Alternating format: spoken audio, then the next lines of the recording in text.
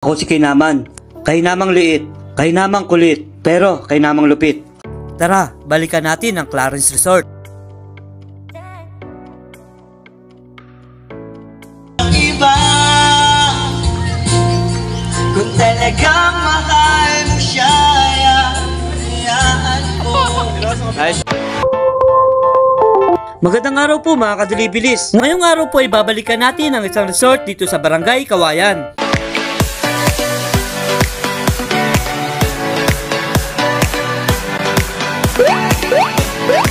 So ayun na nga mga kadilibilis, dumiretso na tayo sa Barangay Kawayan. Mga 15 to 20 minutes naman ang biyahe natin papunta doon. Ito palang daan pa kanan mga kadilibilis ay papuntang Gabotero Farm. At yung pakaliwa po ang papuntang Barangay Kawayan. Tayo naman po ngayon ay nasa Barangay Labuna na. Kaunting minuto na lang din naman ay makakarating na tayo doon sa Clarence Resort.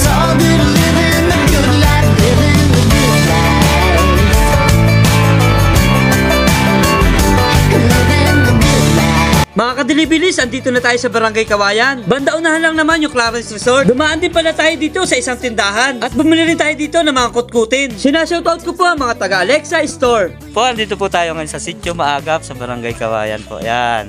Kasama yung mga dilibilis team natin. Yan. Tumigil tayo dito sa tindahan ni Ma'am Alexa Store. Yan. Bibili lang tayo ng mga kukutkot. Diretso na tayo sa Clarence Resort. Ayun. There's no place we'd rather be, 'cause true friendship is free. At nandito na nga tayo mga kadilibilis sa Clarence Resort. Mahaba-haba din yung biyahe namin kaya medyo nagutom na rin kami. Napatimpla tuloy kami ng Diyos na may pampainit.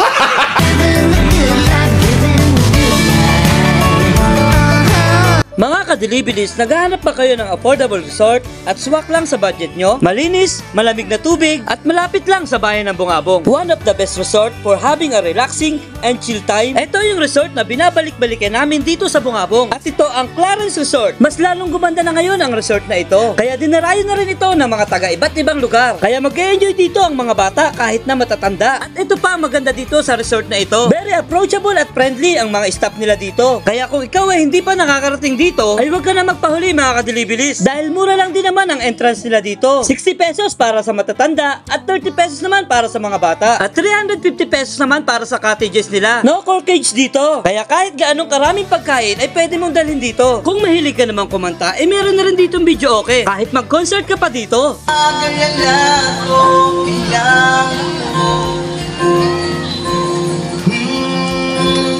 Sabi nga ng iba, kung talagang mahal mo siya, hayaan mo.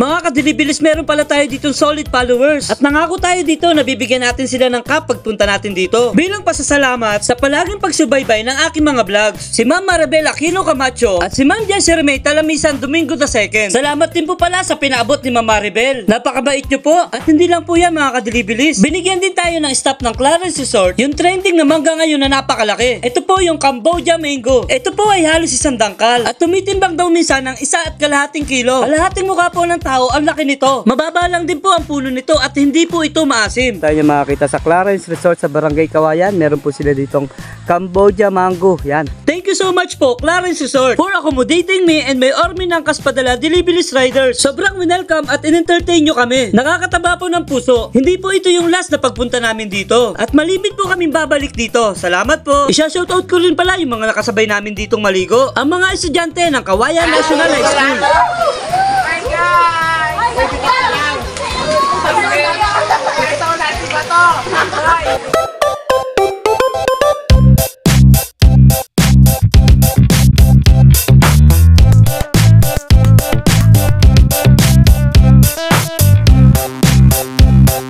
Mga kadilibilis, mga 6pm naman ay umuwi na rin kami dahil medyo madilim na rin at malayo-layo pa ang aming biyahe. Dumaan naman kami dito sa Don Abo sa may barangay San Isidro. Masarap din dito ang goto, pares, lugaw at nilagang baka. Dito rin ang mga tigilan ng mga tracking. Ayos din ang goto nila dito mga kadilibilis, masarap din. At talaga napa-exercise din kami. So ayun mga kadilibilis, dito matatapos ang isang buong araw namin. At sobrang saya ng aming grupo. Hilot mo si Papa?